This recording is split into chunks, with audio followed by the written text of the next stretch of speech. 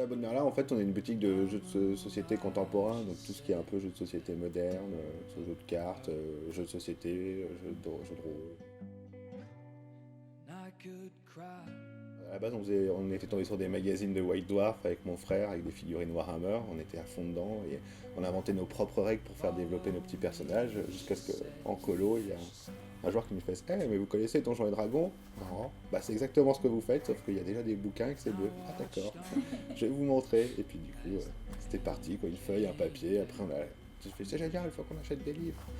Et voilà.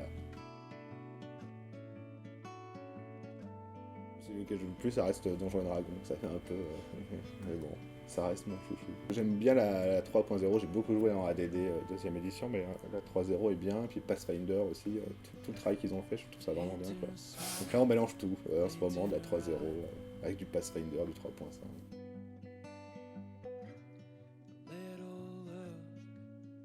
Nous, c'est clairement parmi les ventes les plus faibles en ce moment, ouais. Ça veut pas dire que c'est pas bien ou que c'est en train de mourir, je pense pas du tout. Mais il y a une grosse production de jeux de rôle indépendants, beaucoup de petites maisons d'édition qui font un travail sympa de leur côté. Mais c'est difficile d'avoir des gammes entières en magasin qui restent longtemps s'il n'y a pas le public vivant qui tourne dessus.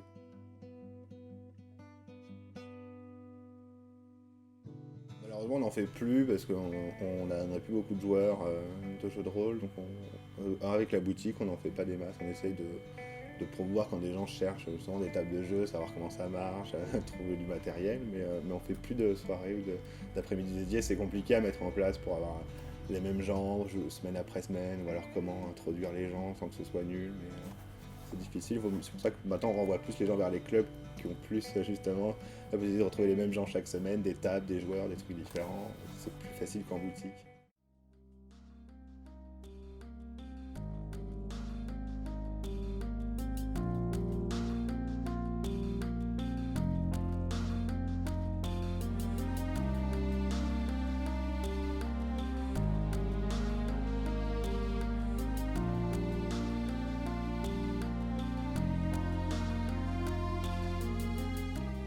Alors, la guilde, nous sommes en fait une section du Foyer du Porto. Le Foyer du Porto qui est une association, une maison de quartier en fait, donc qui présente différentes activités. Et notre section s'occupe donc de jeux de rôle. On se réunit donc à la salle Gérard Gachet, le Foyer du Porto, tous les vendredis soirs. Grosso modo à partir de 20h30, 21h jusqu'à 2h du matin. Donc là, il y a tout à fait possibilité de venir une fois, deux fois, trois fois pour voir un petit peu comment ça se passe, pour les personnes qui ne connaîtraient pas. Les premières fois, effectivement, les gens viennent tester comme ils veulent, il n'y a pas de souci. Après, c'est une adhésion qui se fait au Foyer du Porto, qui est de 16 € à l'année, 11 € pour les conjoints après, en plus de la première personne, et c'est gratuit pour les mineurs.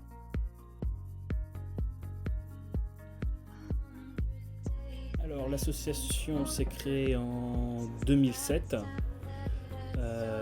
fait, à la base, il s'agissait d'un petit groupe de joueurs poitevins, de joueurs de poitevins qui, on va dire, souvent le jeu de rôle, on commence entre amis. Ça commence pour dire souvent en fait durant les études. C'est voilà, quelqu'un qui connaît un peu le jeu de rôle qui va présenter à des amis étudiants. Les étudiants vont se retrouver, vont jouer durant leur période universitaire. Puis après, chacun va trouver un boulot, va partir à droite à gauche, le groupe ne se rencontre plus et puis les gens ne peuvent plus jouer. Ça arrive souvent malheureusement. Et voilà. Et en fait, voilà, ces personnes qui ont fondé l'association sont parties de la guilde, donc la section du foyer, sont parties effectivement de ce constat-là. Il y a plein de personnes en France qui aimeraient bien faire du jeu de rôle, mais qui tout simplement n'ont plus les personnes avec qui jouer. Donc l'idée, c'est de retrouver, de réunir des personnes qui ont envie de faire du jeu de rôle, qui ne se connaissent pas forcément à la base, pour leur permettre d'avoir un espace et un endroit et un moment où se réunir pour pouvoir jouer. Voilà, donc c'est vraiment là-dessus qu'est partie l'association à la base. Également, l'idée c'était de présenter le jeu de rôle un peu, on va dire, de présenter un peu aux personnes qui ne connaissent pas, parce que le jeu de rôle ça commence à être un peu mieux connu, mais pendant longtemps, on va dire, il n'y a pas vraiment eu, c'était un peu méconnu du grand public. Donc ces deux missions maintenant, on va dire, sont pas trop mal passé, puisque d'une dizaine de personnes initialement, maintenant nous sommes à peu près une quarantaine de membres. Alors pas tout le temps tous là, bien sûr, mais ça se présente plutôt pas mal.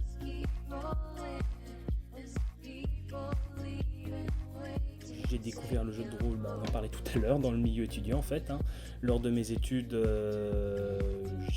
j'avais un ami qui en fait avait créé son propre jeu de rôle. Justement, donc la passion de la création de jeux de rôle amateurs ne remonte pas aujourd'hui en ce qui me concerne. Il avait créé son jeu de rôle donc, que j'ai voulu essayer, et c'est vrai que j'ai toujours été assez passionné par d'une part le médiéval, et d'autre part par, on va dire, le côté imaginaire, raconter des histoires, etc. C'est toujours quelque chose qui m'a bien plu, donc c'est vrai qu'avec ce loisir, ça m'a comblé. Donc ensuite, j'ai continué avec plusieurs autres copains d'école. Donc on se réunissait assez régulièrement, puis effectivement ces personnes sont parties et moi je suis resté dans la région, j'ai fait mes études dans la région, je suis resté dans la région et c'est à ce moment-là que j'ai rejoint la guilde. Alors mon premier jeu de rôle c'était un jeu médiéval fantastique qui se passe dans un monde imaginaire qui s'appelle Irania. C'est un jeu de rôle amateur donc il n'est pas très connu. C'est assez difficile à décrire, c'est un monde un peu sauvage où on a des dinosaures, des choses comme ça.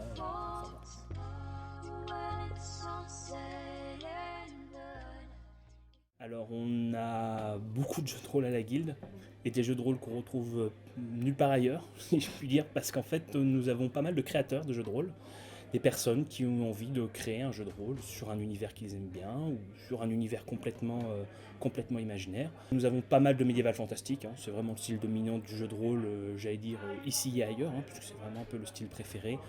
On a le très classique Donjons et Dragons. On a ensuite également de la science-fiction, alors beaucoup moins. Par exemple un jeu de rôle qui s'appelle Shadowrun, qui est un monde, on va dire c'est du futurist punk, on va dire c'est une ambiance très punk. Avec de la technologie, on a également du Star Wars, on a également tout ce qui va être dans le contemporain fantastique, donc c'est-à-dire qu'il va se passer grosso modo notre époque, ça peut être les années 20, ça peut être de nos jours, ça peut être dans un futur proche. On va être confronté à des éléments surnaturels, c'est-à-dire un peu à la façon X-Files par exemple, où il va y avoir des gens qui vont être confrontés à des vampires ou à des extraterrestres ou à des fantômes ou ce genre de choses. On peut également avoir des choses beaucoup plus exotiques, j'allais dire, puisque nous avons par exemple quelqu'un qui propose un jeu qui s'appelle Mon jouet, mon héros, où les joueurs vont incarner des jouets qui en fait sont doués de vie et dont leur rôle va être de protéger les enfants durant leur sommeil. Pour faire simple, on a également un jeu de rôle où on joue des enquêteurs de la brigade des aliments stupéfiants, où les joueurs sont invités à mettre fin au trafic de viande de poulet suite à la grippe aviaire.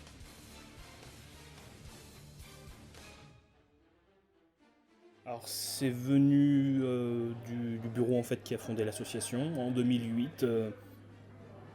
Il y a eu la volonté de proposer un peu un événement extraordinaire en dehors du vendredi. On se réunit le vendredi, mais c'est vrai que ça s'arrêtait un peu là à cette période.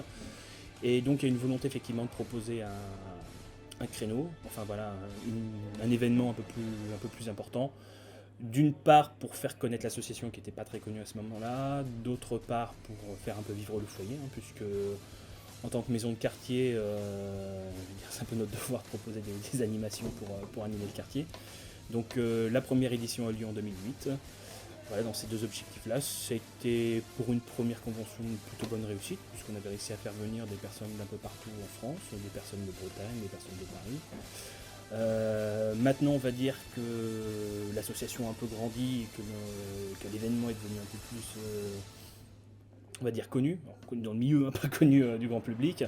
C'est vrai qu'on a un peu modifié, on va dire, les objectifs de la convention. Maintenant, c'est vraiment le but de faire rencontrer des gens qui aiment cette passion d'un peu partout. Nous, on est vraiment axé sur le jeu de rôle amateur dans l'association, comme j'ai dit. Donc, le but vraiment de la convention, c'est de permettre à des personnes qui ont fait leur propre jeu ou qui ont envie de découvrir des univers originaux, de venir proposer ou de venir rencontrer. Donc, on a par exemple plusieurs personnes qui viennent de Paris, qui ont sur Paris un collectif de créateurs de jeux de rôle qui viennent ici pour nous présenter leurs créations et découvrir les nôtres.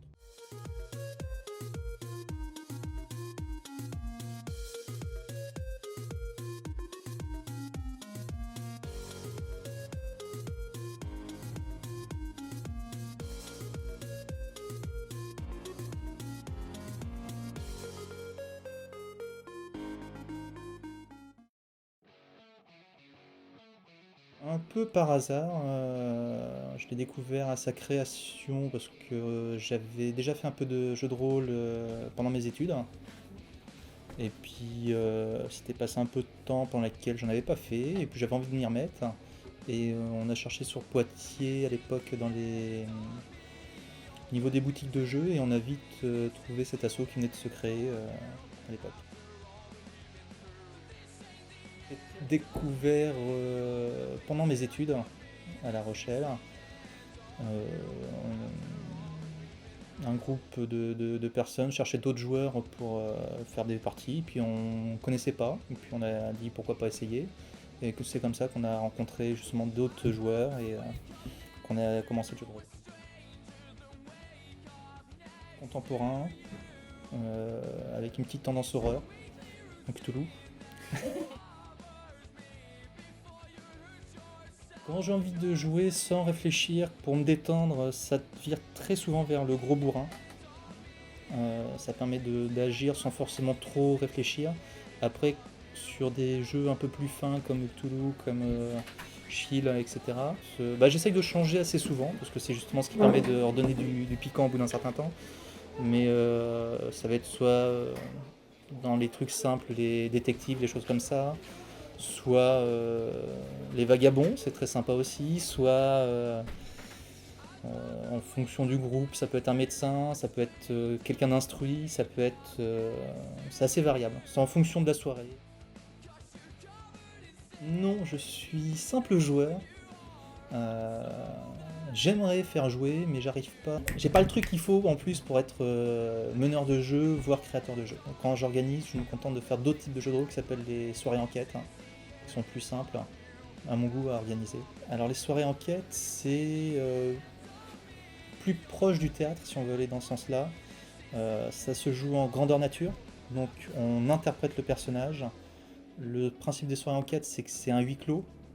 Donc le thème très récurrent, c'est il y a un meurtre, on sait que c'est l'une des personnes qui est dans la pièce, et chacun connaît son histoire, connaît quelques informations sur les autres joueurs, et essaye de faire parler les joueurs en leur donnant quelques infos, en utilisant les infos qu'ils ont obtenues des autres joueurs pour essayer de creuser justement sur les autres personnages, et essayer de trouver à la fin qui a tué, pourquoi, comment, et connaître tous les cadavres dans le placard des autres joueurs. Parce que si on est là, c'est que tout le monde a quelque chose à se reprocher. Et c'est assez sympa aussi comme... C'est du grand Cluedo. C'est exactement ça. Et ça marche très bien, généralement. Et c'est très sympathique.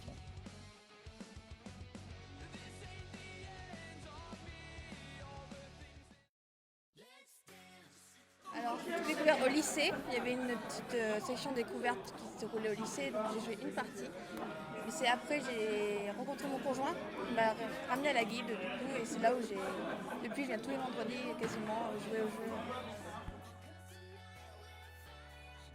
Alors moi je suis plutôt aventure, médiéval fantastique et enquête. Surtout enquête, là je viens de sortir d'un jeu enquête fantastique, du coup ça mélangeait un peu des deux et ça a plu.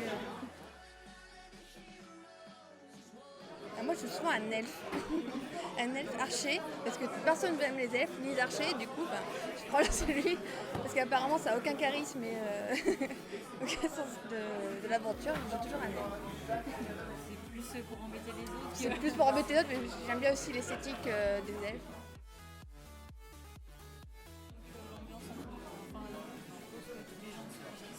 Non, ouais, mais on accueille facilement et les gens arrivent facilement à se mettre dans l'ambiance, on n'est pas sauvage. Non, ça va pas pour l'instant, pas encore.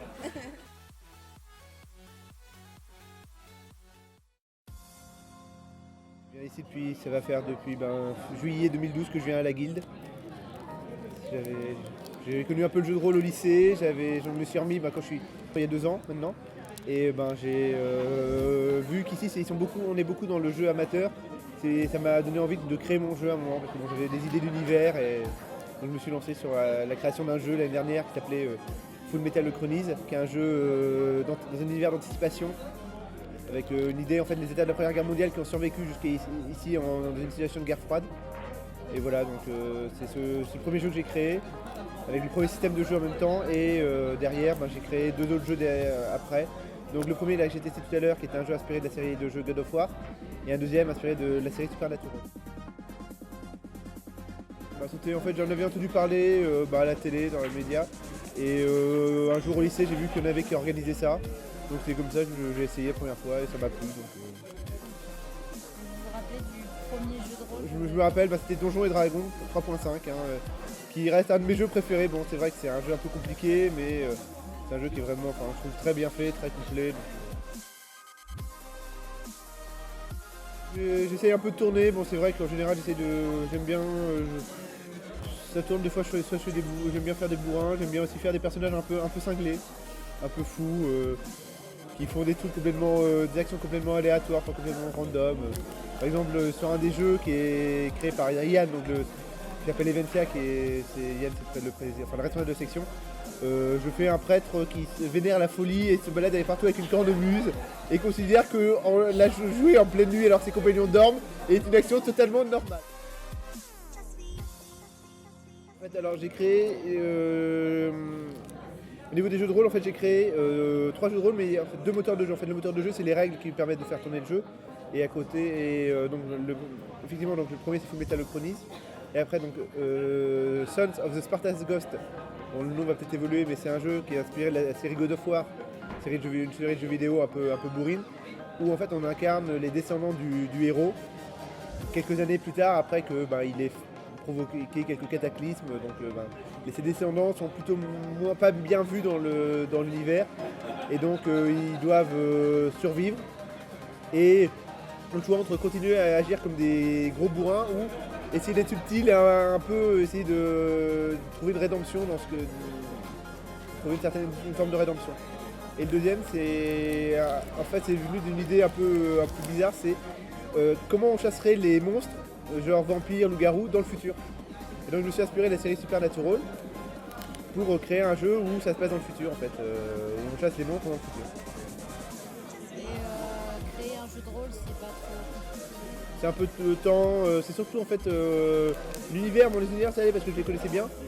C'était surtout mettre au point le moteur de jeu pour avoir quelque chose qui tourne bien, qui soit simple à utiliser et qui fonctionne correctement. C'est ça qui était un peu plus compliqué à faire la première fois. Il m'a fallu plusieurs parties pour avoir un système qui tourne bien. Là j'ai fait une partie de Sons of the Spartans Ghost et maintenant je vais faire une partie de SN 2220. Voilà. Donc je me suis amusé à faire un dessin. Je voulais mélanger des éléments un peu futuristes avec des éléments un peu plus de l'époque de la série Supernatural. Mélanger un peu les deux et faire un peu le décalage entre des armes laser et à côté un vieux fusil à pompe, un vieux fusil de chasse. J'ai fait pareil pour un autre jeu, Fullmetal Chronicles. Voilà. En gros, les joueurs jouent des forces spéciales. Donc voilà, c'est des soldats en action dans une zone en guerre. L'idée c'était un peu de retranscrire leur univers. Donc là c'est des soldats en mission commando.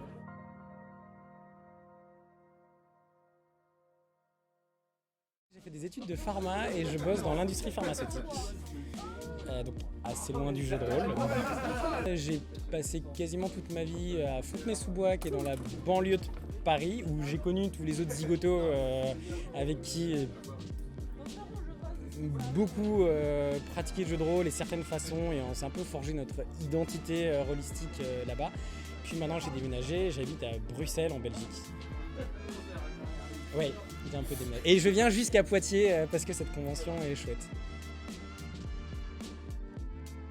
J'ai connu avec des potes qui faisaient ça et c'était quelque chose naturellement vers quoi j'allais de toute façon. Au début des jeux ultra classiques comme tout le monde, j'ai commencé avec du ADD dont je me souviens à peu près de rien et du Warhammer dont je me souvenais que c'était mieux que ADD mais en même temps ma comparaison était limitée. Puis très vite j'ai eu envie de faire les miens parce que c'est trop bien et puis moi je ferais ci comme ci et comme ça et faire plein de trucs hyper pourrables. Donc j'ai fini pareil à l'époque Alice au Hublot qui était donc le club de jeux de rôle de Fontenay-sous-Bois où j'ai rencontré donc plein de gens qui avaient vraiment des pratiques très intéressantes. Et donc là-bas j'ai fait du jeu de rôle plus intensivement entre guillemets, et voilà il y avait un côté création de jeu, expérimentation civique parce que c'était un organe de la mairie, donc ça tenait à cœur de Nicolas, voilà, d'aborder aussi des thèmes civiques et dire on n'est pas obligé juste de décapiter des orques, on peut dire tiens ils ont la peau verte pour qu'on les attaque, c'est du racisme, tiens on peut faire un jeu sur le racisme et c'est fun, et donc, plein de trucs comme ça. Et c'est de là que m'est venue les envies de créer mes jeux. Puis après, le net regorge de gens qui ont des théories dans tous les sens, qui sont hyper intéressantes, avec lesquelles c'est très intéressant d'être d'accord, peut-être pas d'accord, mais ça te fait réfléchir. Et c'est un peu l'amalgame de tout ça qui m'a fait moi. Les jeux que j'ai créés mais que j'ai pas écrits parce que j'ai un poil dans la main qui est grand comme ça, quand il s'agit d'écrire, c'est vraiment la partie chiante. Alors outre mes premiers trucs, on va dire, qui sont il est peut-être pas très intéressant d'en parler. Un premier jeu, alors pour l'instant le nom un peu provisoire c'est Série Tales, série comme des séries télé et rajouter T-A-L dedans à la fin, ça fait Tales comme raconter, genre on raconte des séries télé. Donc c'est un jeu qui est un peu un amalgame des trucs que j'aimais pas dans les jeux classiques. Et je me dis tiens, puis à force de dire ça serait sympa de faire ci comme ci et ça comme ça. Puis du coup après d'y mettre vraiment un propos fort, je me dis tiens mais ça pourrait être vachement sympa pour jouer des parties et vraiment de leur donner un ton, une ambiance autour de la table qui fasse très série télé. Enfin série télé il y a plein de genres mais les séries un peu d'aventure, du Buffy ou du Firefly, peut-être moins des séries d'enquête parce que c'est toujours vraiment d'enquête. Et donc ça repose les idées du tiens un personnage au début on n'en voit un peu que ce qu'il apparaît et il se creuse petit à petit au fil des épisodes où on en apprend plus sur son passé, tout ça c'est chouette. Tiens moi quand je suis jeu j'ai jamais idée de à combien c'est difficile ou pas de crocheter une serrure. Rien. Et quand tu regardes dans les séries, des fois, des gens ils font hop, je t'ai crocheté la serrure, et puis on passe à la suite parce qu'en fait on s'en foutait de la porte. Et d'autres fois, c'est l'enjeu, genre vite, ils arrivent, attends, j'essaie de crocheter, là. Ils sont là dans 10 secondes, oui, mais je me débrouille, 9, oui, arrête de me stresser, 8, oh mon dieu, on va jamais, hop, et là c'était super important. Donc de me dire par exemple, tiens, la difficulté, l'intérêt, il n'est pas forcément de fixer une difficulté absolue, mais narrative. Donc voilà, plein de choses comme ça. Tiens, c'est marrant de jouer sur c'est quoi une blessure, genre dans les jeux de rôle, quand on est blessé, c'est juste chiant parce que tu rates tous tes jets et donc tu fais juste rien. C'est quoi un personnage blessé dans une série télé? Ah genre tu le vois, il souffre, je suis blessé, mais ça m'empêche pas de faire des trucs. Je vais intégrer ça. Donc c'est un jeu de tous les trucs que j'aimais pas et rassemblé avec le propos du on va donner un côté série télé. Donc ça c'est mon premier jeu.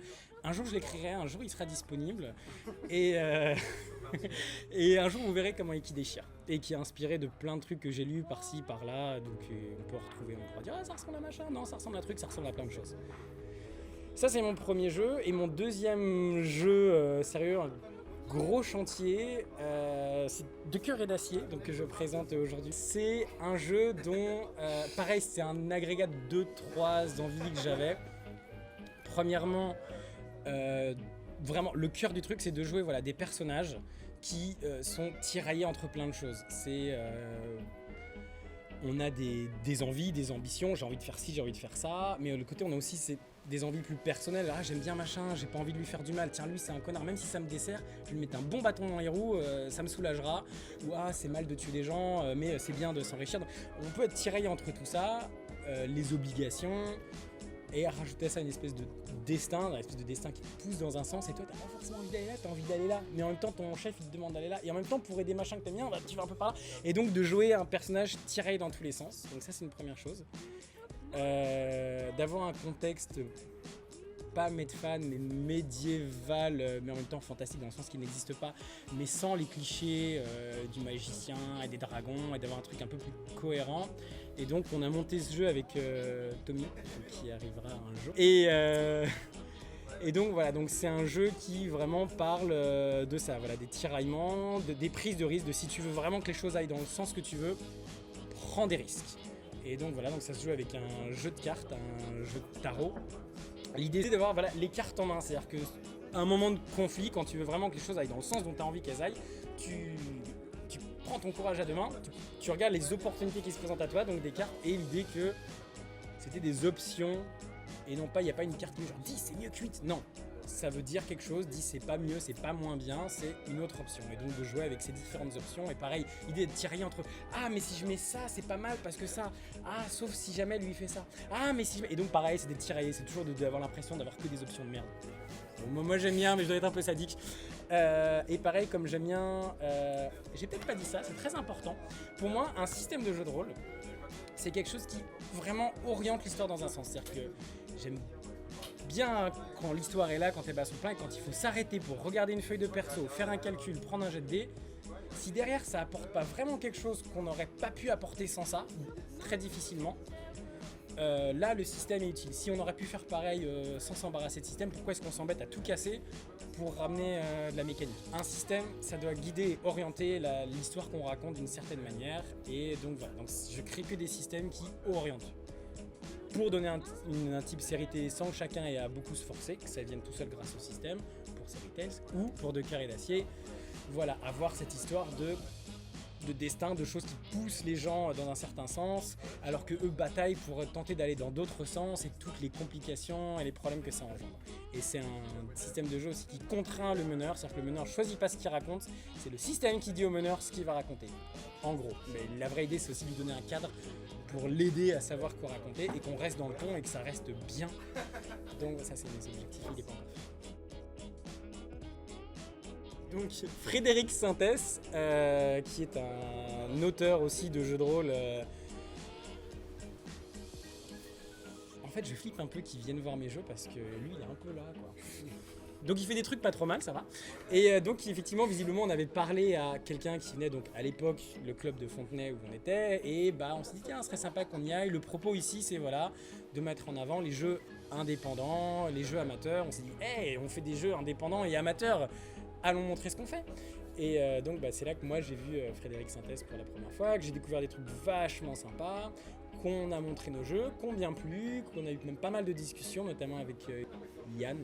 Et donc voilà, on a connu la guilde comme ça, un peu par hasard, et ça nous a bien plu l'accueil royal, des jeux un peu de tout, mais dont des jeux très intéressants, vraiment des ovnis, des surprises chouettes.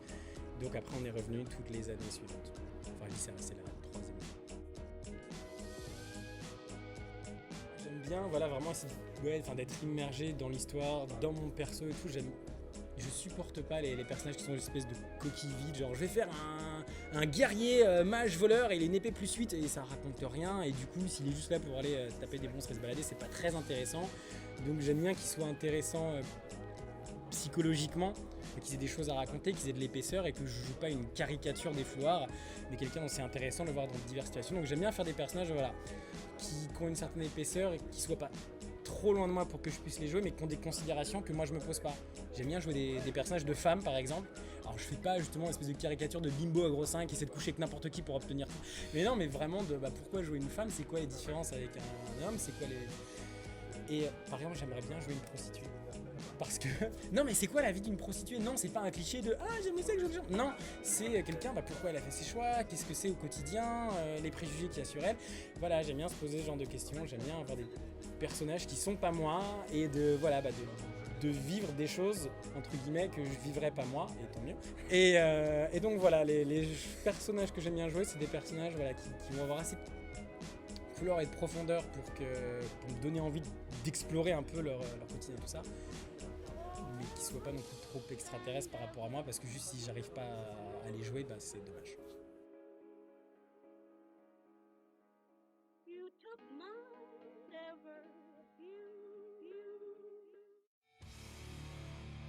Le jeu de rôle, j'ai commencé à pratiquer, en fait c'est ni plus ni moins que de la narration avant tout. Donc en fait techniquement j'ai commencé en étant gosse, quoi, en me racontant des histoires, en les vivant, en interprétant des rôles, ce qu'on a un peu tous fait en fait.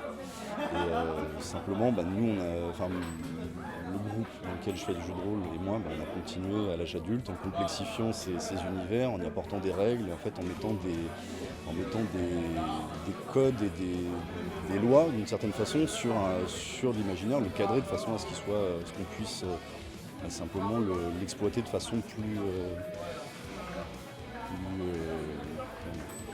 rationnelle. Et sinon, le jeu de rôle tel qu'on le connaît, donc vraiment le jeu de rôle papier, j'ai commencé, j'étais en 6e, 5e, un truc comme ça. Alors, les premiers jeux de rôle auxquels j'ai joué, il y avait Warhammer, la première version. J'ai encore le bouquin qui est dans un état lamentable. J'ai commencé vraiment à m'impliquer dans le jeu de rôle dans un atelier municipal qui existait à Fontenay-sous-Bois, là où j'habite, qui en fait est un atelier de jeu de rôle. Et donc en fait il y avait un processus de création de jeux de rôle qui a engendré énormément de jeux, notamment Bibract qui est présent ici, et puis tout simplement la plupart des jeux qui sont présentés par le Germinatorium, le collectif auquel j'appartiens. Et donc l'un des premiers jeux auxquels j'ai joué, c'était La Guilde des baliseurs et cartographes, qui est un jeu qui a été fait par Nicolas Védis, qui était le responsable de cet atelier, et qui en fait est à la fois ludique et en même temps a un rôle pédagogique. J'ai pas vraiment de style préféré, il y a des univers que j'affectionne vraiment tout particulièrement, donc c'est le post-apo, tout ce qui est autour de des légendes arthuriennes, c'est quelque chose qui me parle beaucoup aussi, mais en fait, en règle générale, j'aime vraiment passer d'un style à l'autre, de pouvoir tester un petit peu tout. C'est aussi ce qui est agréable avec le jeu de rôle, c'est qu'on peut se permettre de se lâcher vraiment avec plein d'univers différents. C'est un peu en fonction du moment. J'aime bien jouer des personnages qui sont soit dans la relation sociale, soit dans la connaissance. Jouer un gros bourrin, ça peut être intéressant, mais il faut qu'il ait un intérêt autre qu'être juste un gros bourrin. Parce que sinon, c'est autant jouer à un jeu vidéo, quoi. Ce qui est intéressant, c'est justement toute l'interprétation qu'on va en faire. Donc à chaque fois, avoir une nouvelle configuration, c'est-à-dire qu'est-ce qu'on va pouvoir tenter, c'est là qu'il y a un vrai plaisir là-dedans, quoi. Par exemple, jouer quelqu'un qui va avoir des convictions qui sont radicalement opposées aux miennes, pour essayer de le comprendre et en même temps se donner un défi à l'interprétation. Parce que justement le club de jeux de rôle dans lequel je suis est venu en 2009 je crois, ici, 2010, je sais plus. Et donc parce qu'ils ont entendu parler des 24 heures de jeux de rôle sur internet. Et c'est vrai que les retours étaient vraiment très bons, donc on a suivi. À la base ils étaient 2-3 à être venus. Et ils nous ont tellement saoulés avec ça qu'on est revenu à beaucoup plus. Alors c'est un jeu de rôle qui s'appelle Stalker, qui est en fait inspiré d'un roman qui s'appelle Pique-nique au bord de l'autoroute, qui a été écrit par les frères Strugatsky, qui sont des écrivains russes, qui a été écrit dans les années 50 je crois, un truc comme ça, qui a été adapté en film par Tarkovsky en 74, qui est sorti en 74, et qui en fait traite donc moi je l'ai refait vraiment à ma sauce, et ça traite vraiment de la notion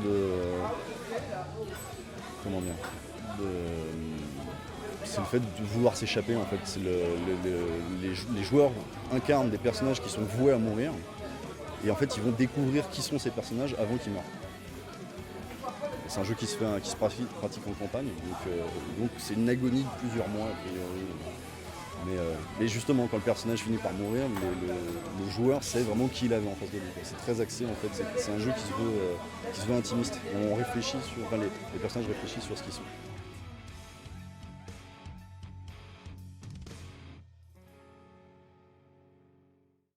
Aujourd'hui, je travaille pour EDF sur un service client et technique. Voilà. Pas grand chose à voir avec l'activité ludique, on va dire. Sinon, je suis dans le milieu ludique depuis ça va faire plus de 4 ans maintenant. Où je fais du jeu de rôle, je fais du jeu de société avec les associations comme les Meeple. J'ai déjà organisé du jeu de rôle grandeur nature, qui est une autre partie du jeu. Où la grandeur nature, on incarne mais vraiment physiquement son personnage, on se balade vraiment avec des armures et tout ça.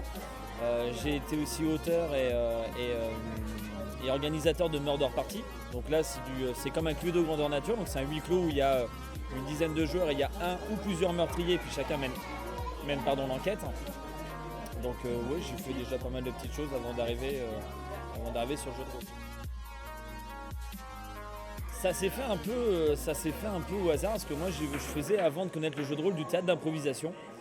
On nous demande pendant 1 minute, 2 minutes d'incarner un personnage dans une situation et puis de faire vivre le personnage. Et puis le théâtre d'improvisation, c'est extrêmement limité en fait, parce qu'on est limité par la physique, on est limité par plein de choses. dans le jeu de rôle, en fait, le meneur, comme le joueur, va devoir créer un univers, mettre de la cohérence là-dedans, et puis on est tous embarqués là-dedans. Donc on fait tous plus ou moins des petites performances d'interprétation. Et c'est ce qui est intéressant en tant que joueur dans un premier temps, parce qu'on va incarner son personnage. Et puis au bout d'un moment, on a envie de créer son univers, on a envie de créer des actions, et puis voir comment les joueurs vont se débrouiller. Et puis on devient un petit peu maître des ficelles, on devient maître des jeux dans ces cas-là. Mais c'est une suite assez naturelle en fait. Alors mon premier jeu de rôle, c'était du Donjons et Dragons. J'avais fait une partie avec des amis. Je suis parti avant quasiment le début du jeu. Parce qu'en fait, il y avait des fiches personnages, en fait. Donc c'est la fiche où il y a les caractéristiques et tout ça. On a fait la création des fiches personnages, ce qui nous a pris plus de 2 heures. Et 2 heures avec des dés à compter des choses et tout ça, je me suis ennuyé à mourir. Je suis parti, j'ai dit ça m'intéresse pas du tout. Je suis revenu après sur un autre jeu qui s'appelle Vampire la Mascarade. Donc ça, c'est des jeux édités. Où en fait j'étais un démon et puis mon boss en fait c'était un démon de la folie. Donc on a fait des trucs complètement barrés, c'était assez bizarre, c'était assez rigolo. J'ai pas bien compris ce qui se passait, mais bref on a beaucoup rigolé. J'ai dit au final c'est ça finalement un bon jeu, c'est pas un jeu où finalement on sait où on va mais on passe un bon moment. J'aime bien comparer le jeu avec une croisière, on s'en fout de la destination. Ce qui est intéressant c'est que pendant la croisière t'as passé un bon moment, t'as fait de la piscine, t'as fait ça, t'as fait des activités et bref tu t'es bien amusé. Et donc là c'était ça. Donc petit à petit, j'ai fait plusieurs jeux, puis je suis arrivé à Poitiers, je connaissais personne. Et c'est vrai que les rôlistes sont des gens qui généralement accueillent, donc sont assez ouverts d'esprit. Puis je dis, je suis arrivé ici parce que je cherchais du travail, donc je suis arrivé. J'ai tapé jeu de rôle, j'ai trouvé la guilde, je suis arrivé ici, et puis j'ai été accueilli les bras ouverts. J'avais des petites choses dans mes cartons comme des débuts d'idées de scénario, puis j'ai commencé à monter mes systèmes de jeu. Et puis au fur et à mesure des parties, on peaufine les choses et puis voilà, petit à petit, on crée son système de jeu, puis après on a envie d'en faire d'autres et puis voilà, on évolue. Il faut que ça rigole beaucoup. Je suis très très axé sur la parodie. Ce qui est très intéressant dans les jeux en fait, comme dans la vraie vie finalement, c'est que c'est pas parce qu'on a le droit et la capacité de faire quelque chose que c'est bien de le faire. Par exemple, dans un jeu de rôle, si on veut casser tout ce qui bouge, je sais pas si vous voulez aller acheter quelque chose, vous n'avez pas d'argent, qu'est-ce qui vous empêche effectivement de fracasser la tête du vendeur et puis de partir avec la camelote? Rien finalement. Sauf que le problème c'est que si vous faites ça, vous allez vous taper la police, les gardes, vous allez aller en prison et après en fait d'une simple situation de base du j'ai pas beaucoup d'argent va se découler plein de trucs. Et moi j'aime bien effectivement mettre les gens en rapport avec ça. Tu fais ce que tu veux mais après tu assumes tes choix. Et comme on joue en groupe, puisque comme vous avez pu le voir, les tables se font avec plusieurs joueurs, et c'est toute la table qui va être impactée par ça. Donc du coup, il se pose certains débats assez intéressants sur les tables. Et nous, en tant que meneurs de jeu, en fait, on pose les bases du scénario et puis on les laisse évoluer avec ça. Donc c'est ça ce que je trouve intéressant en fait sur une table, c'est de voir comment les choses évoluent. Parce que vous pouvez apprendre n'importe quel conte, vous pouvez apprendre La Belle et la Bête, vous pouvez apprendre des contes comme ça. Vous êtes une équipe et vous savez qu'il y a un château avec une créature qui retient une princesse. Vous faites quoi? Est-ce qu'au contraire vous dites non finalement on va demander de l'argent à la bête parce que finalement on pense qu'elle est sympa, ou effectivement on va lui taper dessus, ou au contraire on pense que Belle, c'est Belle finalement qui a contrôle de la bête, donc c'est peut-être Belle qui est une sorcière finalement. Donc vous voyez, il y a plein d'axes différents. Donc comment les joueurs vont l'interpréter, moi je sais pas du tout. Là je suis en train de mener une table, j'ai le début, je sais où ils doivent aller, comment ils vont y aller, je sais pas. Est-ce qu'ils vont réussir à y arriver? J'en sais absolument rien. Et là, vu où on est la table, on est très loin d'y arriver. C'est évident. Mais on verra bien où ils vont aller. C'est pas très important ça finalement. Il y a de tout. C'est très dommage d'incarner toujours les mêmes personnages. Dans le jeu de rôle, vendredi je vais être un rat. Semaine d'après je vais être Peter Pan. Semaine d'après je vais être une tortue mutante avec 18 bras et 3 yeux. La semaine d'après je vais être une créature extraterrestre. La semaine juste d'avant j'étais un personnage médiéval. La semaine juste après je suis quelqu'un qui effectivement comme moi vit avec mes ressources et tout ça. Et en fait il va m'arriver quelque chose d'extraordinaire. Il faut incarner. J'aime pas incarner le même personnage. Et au contraire j'essaie toujours d'incarner quelque chose que j'ai jamais fait. Pour voir ce que ça va donner. N'importe qui avec des situations extraordinaires va de toute façon se dépasser. Prenez un film comme Monsieur Batignolles, comment ça a été tourné. Le personnage de Gérard Jugnot en fait s'engage dans la résistance alors que c'est un boucher. C'est Monsieur Tout le Monde, ce mec-là. C'est aujourd'hui, là, on est en train de discuter. Au moment où on se parle, il y a une météorite qui va s'écraser juste là, qui va foutre le feu à la moitié de Poitiers. On va peut-être devenir des héros parce que nous, on n'est pas dans Poitiers, on va pouvoir sauver des gens. On a tous le potentiel à faire ça. Mais ça va toujours refléter les mêmes choses.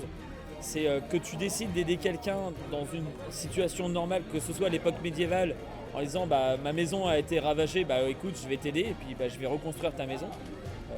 On peut incarner toujours à peu près les mêmes personnages. Après que je sois chevalier mais que j'aide quelqu'un, que je sois un mage et que j'aide quelqu'un, que je sois un seigneur des ténèbres et que je décide de changer de voix et que j'aide quelqu'un, il y a ce qu'on va incarner en tant que personnage, puis après il y a les archétypes des personnages.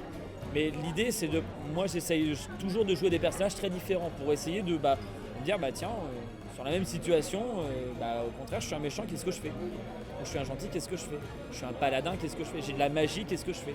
Et généralement, et c'est ça qui est intéressant, c'est que on a beau avoir une casquette différente, généralement nos traits de caractère ressortent toujours sur nos personnages. Si effectivement tu es un lâche et tu t'en fous et tu veux surtout récupérer des richesses et un maximum d'équipement, peu importe le personnage que tu auras, tôt ou tard, tu essaieras toujours de récupérer ton maximum d'équipement. Donc je pense qu'il faut se diversifier le plus possible. C'est ça qui est intéressant dans le jeu de rôle par rapport à un jeu vidéo ou des bouquins ou des choses comme ça. Donc tu dis là je suis parti pour lire un pavé de roman qui fait 750 pages. Si j'aime pas, je suis parti pour 3 heures de lecture où ça va être chiant. Et là on va partir sur quelque chose et puis ce qu'il faut savoir c'est qu'on a peut-être des archétypes différents de personnages, mais comme on joue en groupe, on peut se renvoyer les balles, on peut faire des choses. Donc moi je joue plein de choses différentes en fait.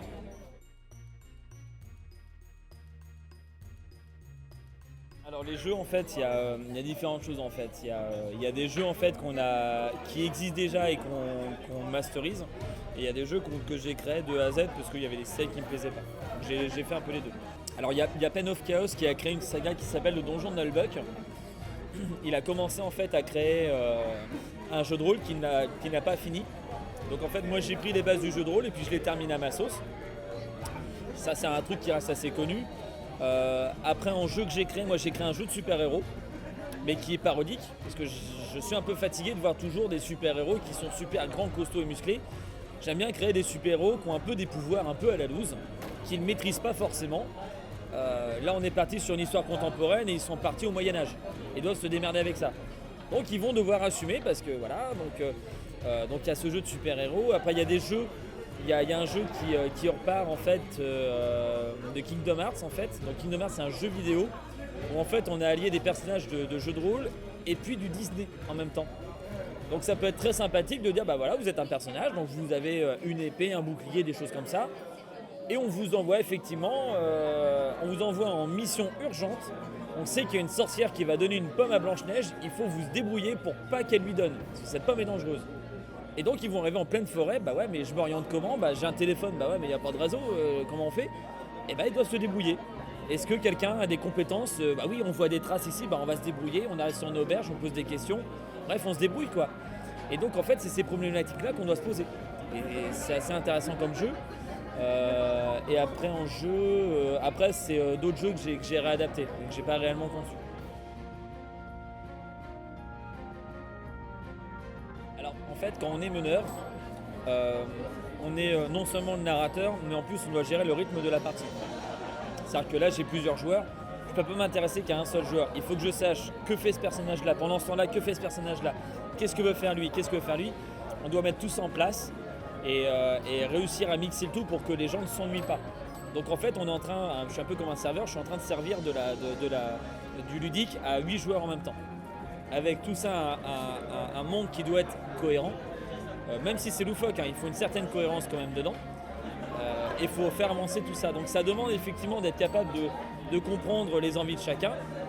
Il faut faire plaisir aux joueurs aussi, parce que si effectivement le joueur est toujours bridé, qui n'arrive jamais à rien faire, qui ne peut pas s'exprimer, c'est pas intéressant non plus. Donc il faut réussir à coucouner plusieurs joueurs en même temps. Tout ça avec un monde et tout ça avec un scénario qui a été écrit. La partie écriture est très intéressante. Pourquoi ? Parce que si moi en début de partie, je sais pas, j'écris que mon groupe d'aventuriers par exemple va aller sauver la princesse du château, la fameuse princesse du château. Ok, mes joueurs arrivent dans le château. Ils vont dire aux méchants, écoute, on est venu pour sauver la princesse. Ce qu'on fait, c'est que tu nous donnes de l'argent et du coup, on te casse pas la figure. Ok ? Très bien. Par contre, ce qu'on fait, c'est que le papa qui nous a envoyé te tuer, on va te rapporter sa tête si tu veux. Donc ça a donné un truc prévu. Moi, j'avais pas prévu qu'ils fassent ça les joueurs. Qu'est-ce que je fais maintenant ? Donc je dois me débrouiller. Donc ça donne des situations très bizarres. Donc on doit toujours composer avec ça. Ah bah j'avais pas prévu qu'ils fassent ça. Comment je fais, comment je réagis, j'en sais fiche rien. Donc je vais me débrouiller. Et on doit toujours improviser. Il y a une énorme part d'improvisation. D'où mes premières armes effectivement avec le match d'impro. En disant encore une fois si je donne la mission, hein, c'est voilà, groupe d'aventuriers, allez sauver la princesse. Non. Non, c'est trop loin, c'est chiant quoi. Non, on veut pas y aller quoi. Donnez-nous notre mission quoi. Ah merde, j'ai que ça en magasin quoi. Donc non, on n'y va pas. Par contre, on va t'égorger, on va prendre ton or. Ouais. Voilà. Donc c'est à moi de réagir. Comment je fais, comment je gère. Donc il faut vraiment, c'est vraiment de l'improvisation.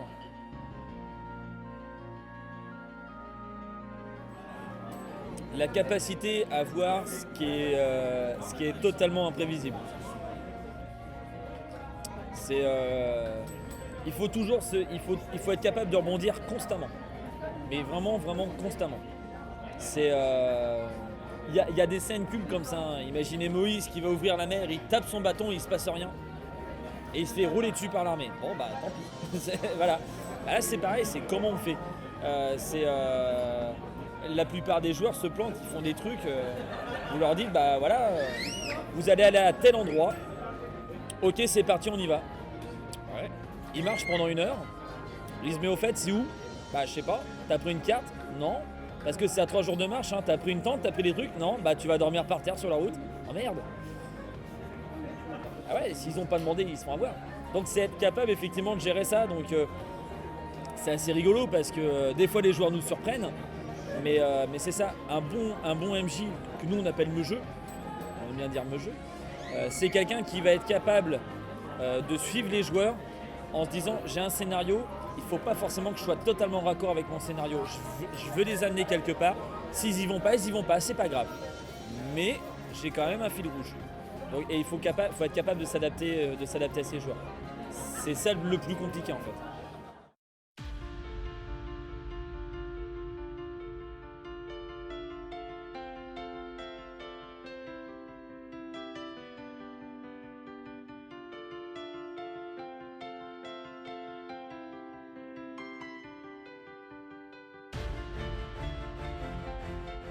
Moi c'est Andy, le président de l'association, c'est Bonnie qui est un illustrateur de jeux de société. On a créé l'asso il y a à peu près 4 ans parce qu'avec un groupe d'amis, on avait déjà commencé un peu à faire des animations pour faire découvrir les jeux.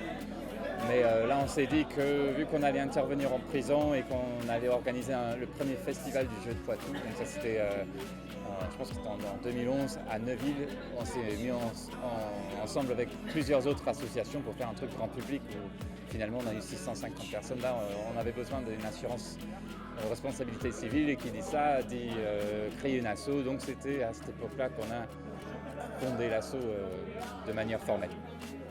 Donc le MIPE c'est une association de jeux de société, on a 4 ans à peu près et on fait 2 choses. Donc d'une part on fait des animations, donc les animations c'est aller présenter des jeux modernes à divers endroits. Donc on intervient parfois dans des bars, on va au Plan B par exemple, on intervient de temps en temps dans les écoles, on va à l'hôpital, on va en prison, on essaie d'intervenir auprès de plein de publics différents. Donc ça c'est un peu nos choses sur le terrain. Et sinon tous les mercredis soirs à la MJC Aliénor d'Aquitaine, dans la rue de Coubertin, on se réunit pour jouer. Donc on a un club de jeux gratuit, c'est à partir de 16 ans, de 18h30 à minuit à peu près. C'est gratuit, il n'y a pas d'adhésion, c'est très informel. Et on fait un peu toutes sortes de jeux modernes, donc des jeux d'ambiance, pour déconner, ça prend 5 minutes, après on passe à autre chose. On se tape dans le dos. Mais aussi des jeux de plateau, qui sont des jeux avec un début, un milieu, une fin, une évolution dans la partie. Ça demande parfois un peu plus d'implication pour apprendre les règles, mais normalement l'expérience est plus riche. Et très souvent on a des gens qui viennent pour jouer à des petits jeux, parce qu'ils ont vu un Time's Up, ou Double, ou ce genre de choses, et ils voient ce qui se passe autour et ils se mettent petit à petit à jouer des choses plus compliquées et à mon avis plus satisfaisantes. À notre club, on a plein de liberté. Donc quand on a des idées saugrenues comme transformer la MJC en une île tropicale, le temps d'une soirée en faisant importer une trentaine de ficus et après en faisant déguiser tout le monde en pirates et en naufragés, ça on peut le faire, on le fait 1 ou 2 fois par an et on fait ce qu'on appelle des soirées ordinaires extra assez régulièrement, 1 fois par mois à peu près, où ça reste une soirée autour du jeu, mais on invente des choses aussi, où on met une petite une soirée à thème, si vous voulez. Et sinon, on participe à des animations plus grandes organisées par des partenaires. Donc, comme par exemple aujourd'hui, on a mis un petit coin jeu dans le cadre de la convention de la guilde, des copains très contents. Et aussi des choses parfois avec la municipalité ou parfois avec les écoles, etc. Je ne me souviens pas parce que nos racines sont assez lointaines sans doute. On connaissait des joueurs de la guilde qui venaient jouer chez nous ou alors qui sont joueurs à la fois de jeux de rôle et de jeux de plateau. Il y en a beaucoup. Il y a aussi une association qui s'appelle l'association Ordali qui fait à la fois des jeux de plateau et des jeux de rôle. Donc c'est là-bas que j'ai fait mes débuts dans le jeu.